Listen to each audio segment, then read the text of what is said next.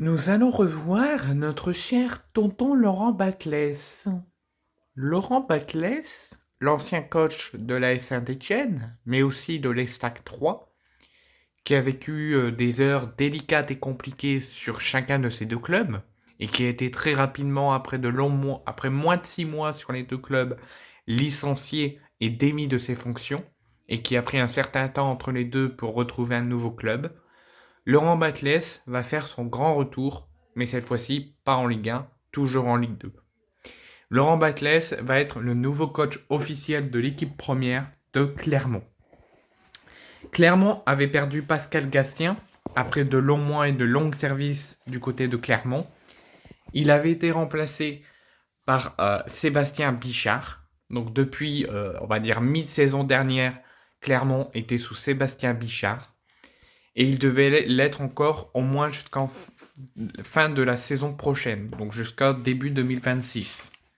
Finalement, au vu des derniers résultats, la direction clermontoise a décidé de démettre de ses fonctions et d'arrêter l'intérim qui était à deux doigts d'être entraîneur de l'équipe première de Sébastien Bichard, qui est donc officiellement et avec effet immédiat dès aujourd'hui licencié de son poste d'entraîneur de Clermont. En attendant que les derniers détails administratifs, que les visites médicales et tout ce qui doit être fait dans une signature de contrat pour Laurent Batles, ça sera Emmanuel Gass, qui fait partie du club et de l'organigramme du club, qui assurera pour les prochains matchs l'intérim à la tête de Clermont. Alors, Clermont ne précise pas qu'est-ce que sera l'avenir d'Emmanuel Gass une fois que Laurent Batles prendra les rênes de Clermont, mais tout ce qu'ils nous le disent, c'est que Emmanuel Gass est le nouveau coach par intérim de Clermont, en attendant que tous les derniers détails médicaux, santé et administratifs de Laurent Batles soient clôturés et soient faits. Et une fois que tout est clôturé, Emmanuel Gass sera convoqué pour savoir qu'est-ce que sera fait de son avenir.